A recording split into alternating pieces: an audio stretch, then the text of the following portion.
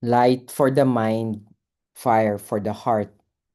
Good day, everyone. Today, I just like to reflect on St. John Henry Newman, now recognized as Doctor of the Church and co-patron of Catholic education. His life and thought invite us to rediscover what makes education not just effective, but truly sacred. Let's begin. A defining moment for Catholic education. Pope Leo XIV's declaration wasn't merely honorary. It was a call, a living invitation for all educators to reimagine our mission today. Newman showed us that faith and reason, heart and intellect don't compete. They illuminate each other. He was scholar, pastor, teacher, and seeker, each role revealing a different facet of what Catholic education can be. Let's look at that. First, let's look at the soul of a scholar saint. Newman was a brilliant mind in search of truth, a pastor who understood that knowledge must serve love, a teacher who formed whole persons, not just professionals, and a seeker who journeyed always toward holiness. In his life, we see what it means to educate both the mind and the soul. For Newman, education is a form of sacred cultivation. He says religious truth is not only a portion, but a condition of general knowledge. For Newman, education was not merely transfer of knowledge or job preparation. It was cultivation, the patient, reverent growth of the human person in the light of truth. He reminds us that every student carries the image of God, and our task as educators is to nurture that divine spark. That's why we cannot simply focus on merely providing information or not simply preparing them for career. Uh, there has to be more. Education must awaken wonder. It must awaken wisdom. It must go beyond training to shape virtue and character. True education forms the whole person: intellect, will, emotions, and even spirit. That's why we need to be able to see what we teach. Newman and Pope Leo warned us to teach without truth is to teach without reference to the person. In an age obsessed with metrics and outcomes, this is a radical reminder. Education must always be rooted in meaning, in purpose, and truth. That's why Newman is revolutionary in our age. He challenges the reduction of learning to mere utility. The goal of Catholic education, then, isn't simply to produce efficient workers, but wise and free persons, men and women capable of discernment, capable of integrity, capable of love. That's why Pope Leo calls schools as laboratories of prophecy, places where hope is lived, hope is discussed, hope is encouraged. Imagine every classroom as a seedbed of hope, where the future is formed through hearts and minds awakened to God's truth. Here we see the union of the intellect and conscience. Newman's vision integrates intellectual rigor with moral awakening and spiritual depth.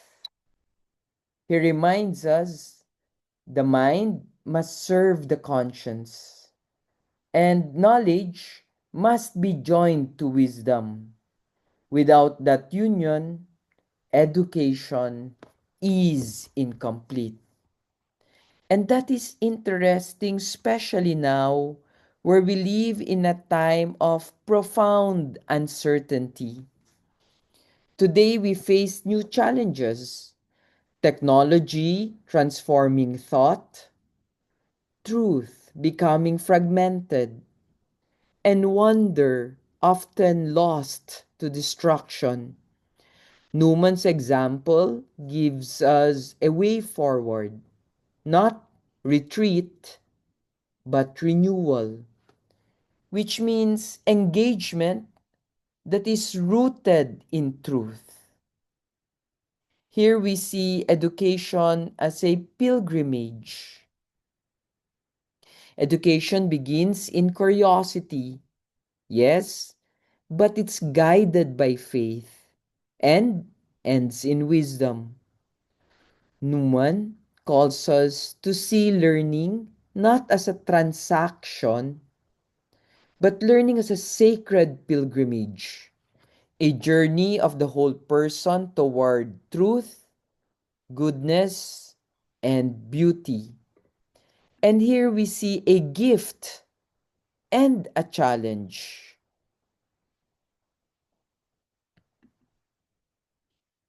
Newman's recognition is both a gift and a challenge. A gift because his wisdom enriches our mission, a challenge because we are called to recover education as a sacred act, forming minds and hearts for both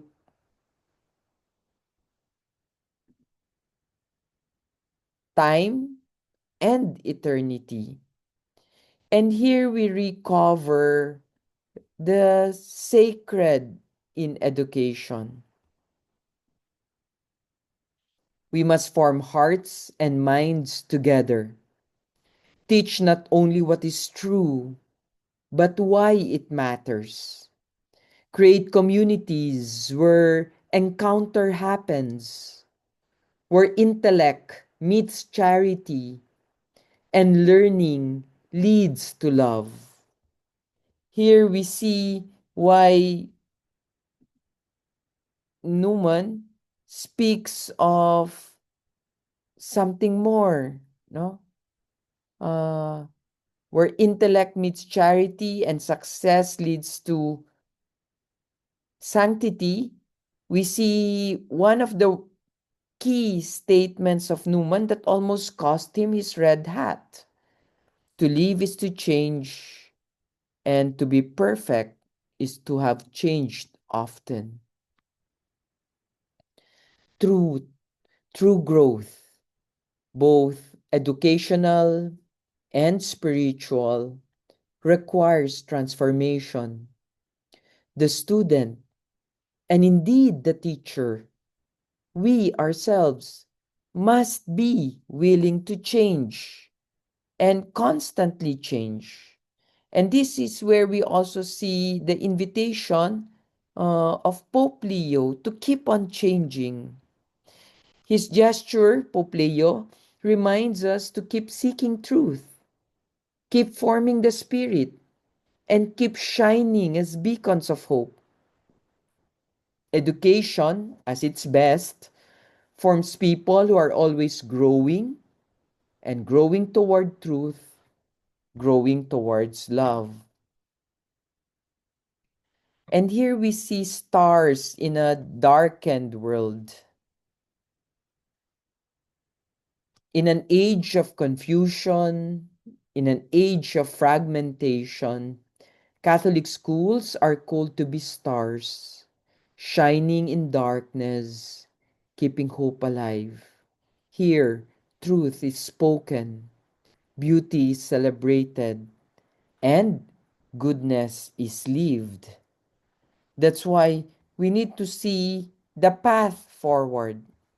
How do we move forward based on these? The way forward is clear. First, reclaim Newman's vision, resist reductionism, form for freedom, cultivate wonder. In doing so, we restore the soul of education itself. To end this lecture, just as we have started it, why do we speak of light and fire? St. John Henry Newman offers us what the world still needs: light for the mind, fire for the heart. May our schools become true laboratories of prophecy, where students think deeply, love truly, and shine brightly. In His Spirit, may we keep changing, keep seeking, and keep hearing, bearing witness to the power of truth united in love. Thank you very much for listening, everyone. Have a nice day.